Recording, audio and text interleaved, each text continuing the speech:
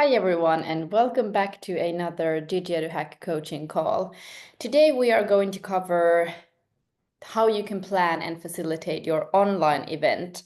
So if you know that you are going to use an online format in your event, this coaching call is for you.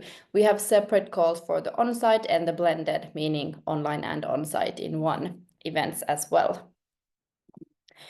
Today, we're going to cover some pros and cons of having an online event. First of all, we're going to give you an example schedule that you can use as a base.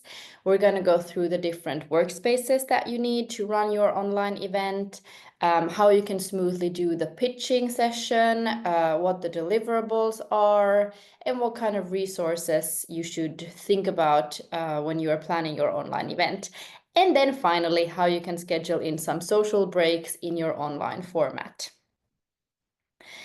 Our biggest pro that we've identified in running an online event is, of course, how inclusive it is, and you can reach a lot of people.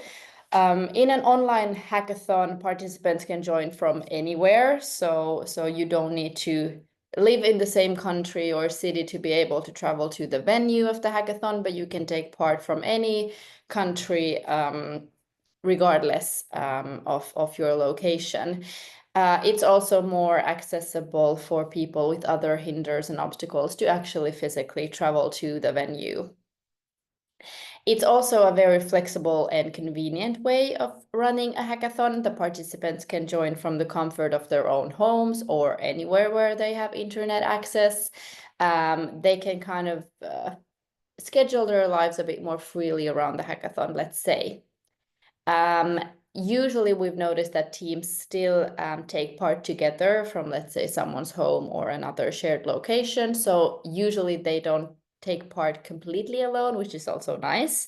But it just means that they don't need to travel to a venue that might be inconvenient for them. As an organizer, this also reduces your costs. Organizing an online hackathon means that you don't need to cover the costs of a venue or catering or travel or accommodation that you would have maybe granted to your participants and so on. Of course, the downside of having an online hackathon is that kind of meaningful and natural networking that takes place in physical events. So of course, with being behind different screens, it might lower the chances for spontaneous chit chats and making those connections. But that's why we suggest that you do social energy boosters, icebreaker kind of activities in your online event as well, so that you can make sure that we get that social aspect into your events as well.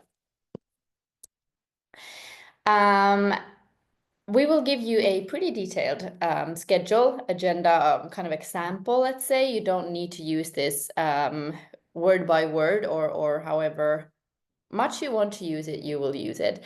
Some of the things might also be covered earlier in your hackathon process, and then you can disregard them in this session completely or at this point in your hackathon process. We advise you to, regardless of how you want to plan your hackathon, to have a strict schedule that you kind of start from, that is communicated to the participants in advance and to the mentors and judges and all. Of course, in these hectic events, things might happen and you might have to be flexible. But if you have a good and clear schedule that you start with, it's much easier to adapt accordingly afterwards.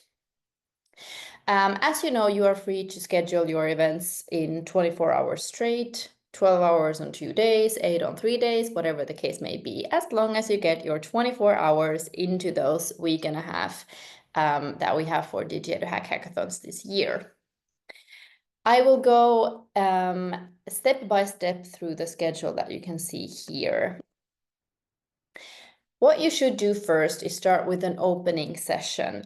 Here you can cover any, let's say, important information that the participants and anyone on site in your online space needs to get started. And it kind of sets the tone for your hackathon and kind of brings all the participants together for the first time. I have a bit of a checklist here that you can use as a base, but you can start with having your moderator, facilitator say a few words, opening the stage, and then watch you watch the Digi-EduHack opening video together that will be provided to you by the central team. Remember to thank your sponsors, thank your mentors in advance and introduce them to the participants. Maybe your sponsors want to give a welcome speech as well, or a keynote, say something encouraging to the participants before they get started. You can also use this session to introduce the core values of the event and emphasize the sustainability, empowerment, inclusivity event kind of aspects so that everyone remembers what the hackathons are all about. Go over the schedule of the event, what is going to happen over the coming day or days, and any other relevant information. In terms of logistics, how do the participants communicate with you the best and with their mentors and so on. If by the start of your hackathon, you have some participants still that are looking for a team, they're not in a team yet, we advise you to do some matchmaking at this point of the hackathon. You can do this already in advance. So when people register to your hackathon, you can already reach out to single participants and try to matchmake interesting profiles together before the hackathon starts so that you don't lose time in your 24 hours for it here. But you can definitely also do it at the beginning of the hackathon event. Here an option is to have single participants introduce themselves, their backgrounds, interests, what kind of project would they like to work on in this hackathon. And then either if you have ready-made teams that are looking for more individuals to join, you can add them to an existing team, or then create completely new teams out of those introductions that you hear. An easy way to do this is to set up a different voice channel or online call or whatever the case may be to facilitate this session. If you have a lot of people to choose from and you can have some flexibility there, remember that a diverse team with different perspectives, different skills and so on is definitely a very good team. So if you have the chance to kind of get some diverse profiles into the teams, that's always a plus.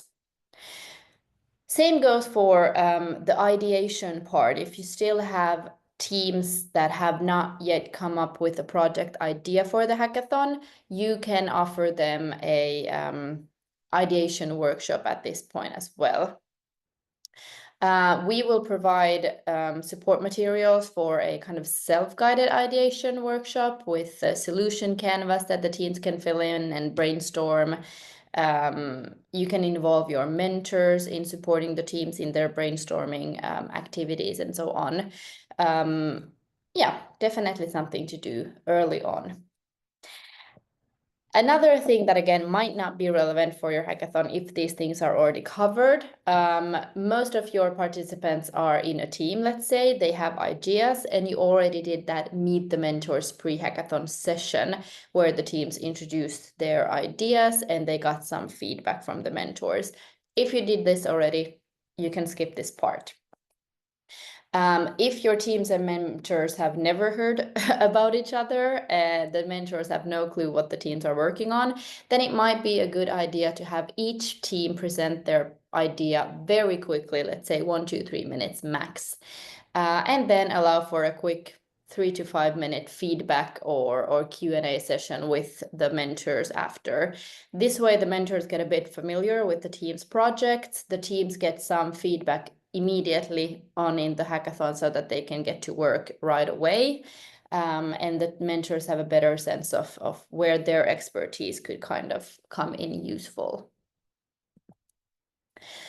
Throughout the event, you can schedule in different workshops that can help the participants to have a better understanding of the challenge area or maybe some technology or tools that they are required to use in your challenge or any other relevant topic to the hackathon challenge and theme area.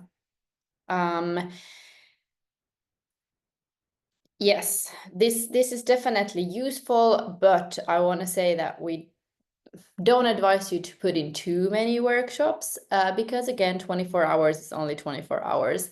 So if you do workshops, let's make sure that they are effective, efficient, and add value to the hackathon team, to the participants, so that they don't lose time of their own development work. We also advise you to schedule in breaks. You can do this with however you want. You can organize some online yoga or online games. It can be whatever, draw and guess or other kind of icebreaker activities online. It can be just a networking and mingling with different topics to discuss. Karaoke, anything can be done in an online session, just as in an on-site one. When the teams are working very hard, it is definitely important to give the brain a break every once in a while. So it's definitely a good thing to have available and to have scheduled in. Moreover, we advise you to do check-ins sometime during the event. It means that you can either go from team to team in their online channels or meet with them in a call to check how they're doing, how they're feeling. Are they stuck on something? What kind of support from a mentor would they need right now?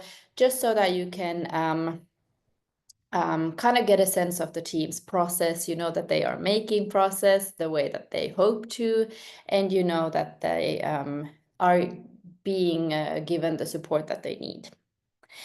If you want to do this even more efficiently, you can have the teams fill in a form to let you know of their status, issues right now, needs for support, and then just simply send them a few mentor profiles based on those form answers. So however you want to do it, it's up to you.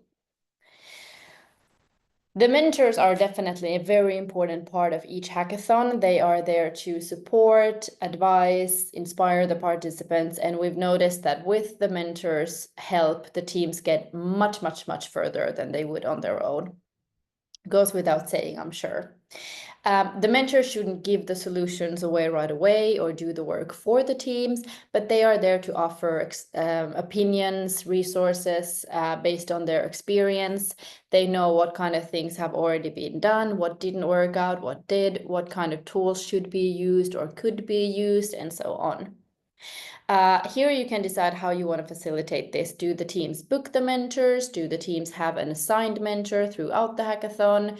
Do you assign new mentors based on these check-in sessions so that the most relevant mentor is always chatting with the correct team? However you want to do that.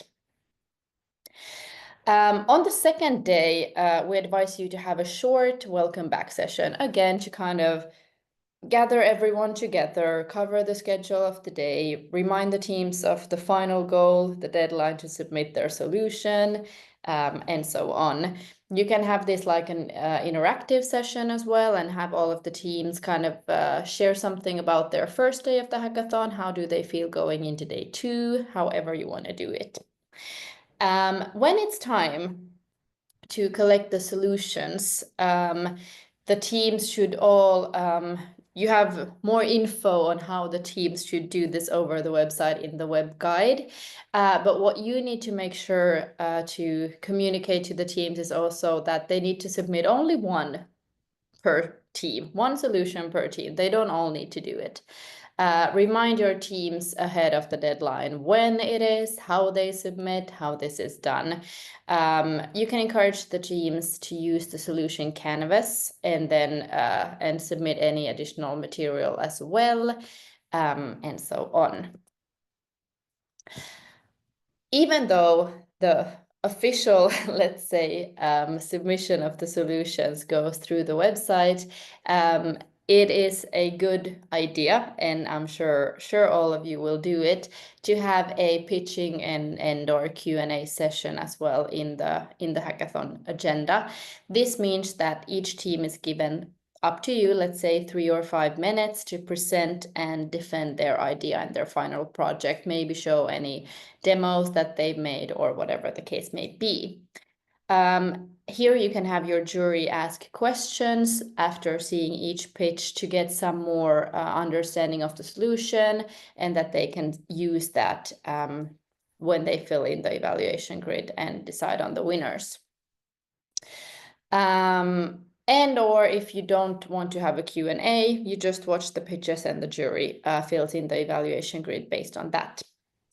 No matter if you had a Q&A or not, we suggest you to reserve some time for the jury to evaluate and deliberate on the solutions together.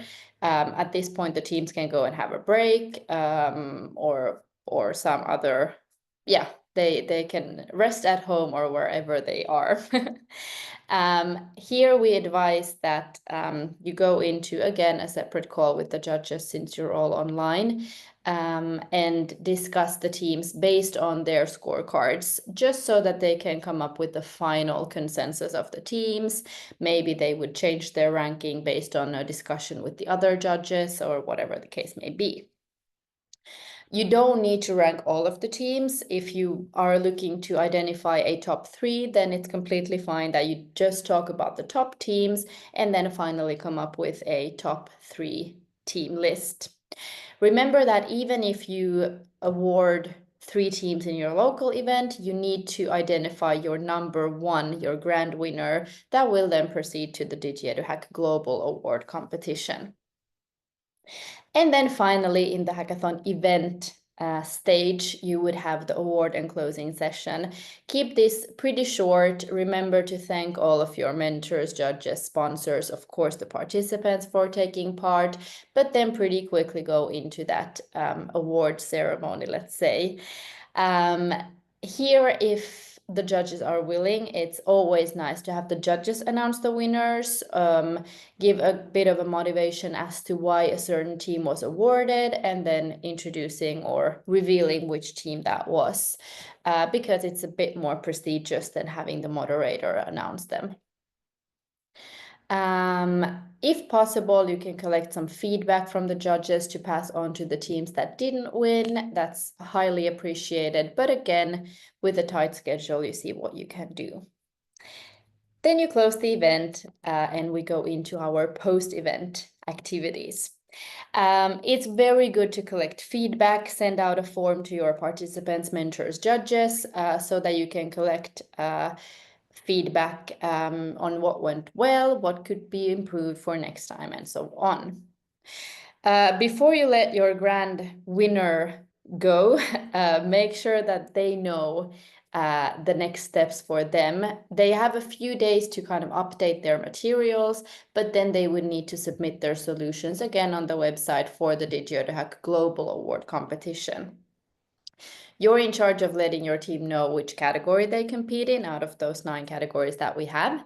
And they also need the link to submit their materials from you. More about all of this is in the web guide as well.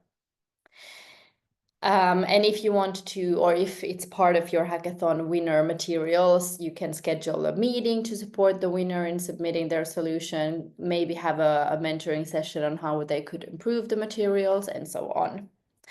After the event, when your grand winner has submitted their material, write down everything that you think went well, what could be done better, have a retrospective with the team, analyze the feedback that you receive, have a retrospective or debrief call maybe with your sponsors and partners, do some social media posts, write a blog article, all of these different post-event activities. That's that about the agenda. Some workspaces that you would need for your online event to be as smooth as possible. You can use several different platforms. So if you already know some tools that you're comfortable with, then that's definitely the ones you should go with. But otherwise, you can find a lot of tool recommendations in your guide. But what is most important is that you have a workspace for video communication. So that means the official communication, first of all, the opening, the pitching, the awards. You need to use an online meeting tool. If you want to use the DigiEduHack Discord event space, you can create a stage channel for your event, and there you can host up to 50 people live, including 5 speakers. You can also make someone speaker and remove their speaker rights as well to kind of keep that going. Or then you can use a Zoom or whatever the case is for you and what works best. You will also want to set up some, I'll talk about this later as well, some channels for your teams to communicate with the mentors, some video channels there or audio channels on Discord, for example, so that they can have some face-to-face conversations, even though they're not physically together. For the text communication, you can think about the structure of the tool you want to use. As said here, we advise you to create private spaces for each team so that they can chat together if they're not physically together. You can chat with them as an organizer, and the mentors can go in and chat with the teams. So private spaces for the teams, a separate space for the mentor support. It can be a public one where the teams can go and request for support from the mentors. You can also have, in addition, a private mentor chat for only you as you organizers and the mentors if they have any concerns. A private one for the judges for that deliberation chat or whatever the case may be. And then different public ones for resources, general announcements, organizer support, anything that you think is useful. For this, you can use your DigiEduHack Discord event space. It works really well for it. And as said, you can create both text and audio channels. So you can create text spaces and audio spaces for your teams if you wish to do so. For the solution presentation in an online space, one option to kind of remove that technical issue that sometimes is evident in online events is to have the teams record a pitch video instead of doing it kind of live. This kind of makes the pitching session a bit smoother, let's say. You don't need to stress about the teams being able to share their screens, and there's no lag between the speech and the slides. No kind of technical Wi-Fi connection issues, so on, so on. Yeah, that removes the risk. Be mindful though that the global award pitches, so your grand winner will go to the global awards. Those will be done as online live timed pitches either way, so that they pull up their own screen and then do a live pitching session, kind of like I'm doing now. So if you want to rehearse that already, then you can still do an online live pitch session. But if you want to have the quality as good as possible, you can do recorded pitches in your own event and then simply prepare your winner to do an online live event pitch, however you want to do it. If you do recorded ones, you broadcast the videos to your audience, and then you do that Q&A session still completely live as a discussion online. As the host, you collect the pitches and any other deliverables that you ask for by the deadline. You can also ask your participants to upload their video as they submit on the digieduhack.com, or maybe through a form to you, however you want to collect those videos, if you want to have them separately as well. So up to you how you want to do this. For the resourcing, you should, when planning your organizer team, let's say, and how much resources you need someone to set up the communication channels on the text communication tool, meaning the text channels for the teams and all of those public and private spaces that were mentioned. Adding all of the participants, mentors, other stakeholders to the right spaces, making sure they all have the access, and guiding them on the usage of the tool and so on if needed. Of course, we're here to help as well. You also need to have a host for all of those live event items, opening, pitching, icebreakers, whatever the case may be. You also might need some support behind the scenes during the video meetings to monitor the microphones. If someone is unmuted and you can hear some sounds, you want to mute them. Answer the chat. Maybe you have a waiting room that you want people to be let in through, and so on. And then, of course, having someone on call monitoring the text communication, making sure that the mentors are finding the teams and they're chatting in the correct channels, and so on. That online mentoring aspect is something that you want to be mindful of, seeing if they need help with meeting online, and so on. Finally, I mentioned it a few times, but let's jump in a bit deeper in those breaks. Working on these hackathon projects is super intense, so definitely something that the teams might need a break from at times. So it's a very good idea to prepare an energy booster at some point of your hackathon to foster those interactions. It can either be something a bit more structured with an online game where everyone can join, or just having an interaction kind of mingling setup, however you want to do that. Try to encourage the teams to join this as well so that they can meet each other, kind of break the teams up a bit and chat with more people in your hackathon as well. So definitely something to keep in mind. And lastly, even though you're online, you can ask your teams and participants to take pictures of where they are located, where are they working, how is their kind of hackathon venue looking, can you get any content from your hackathon even though you are completely online.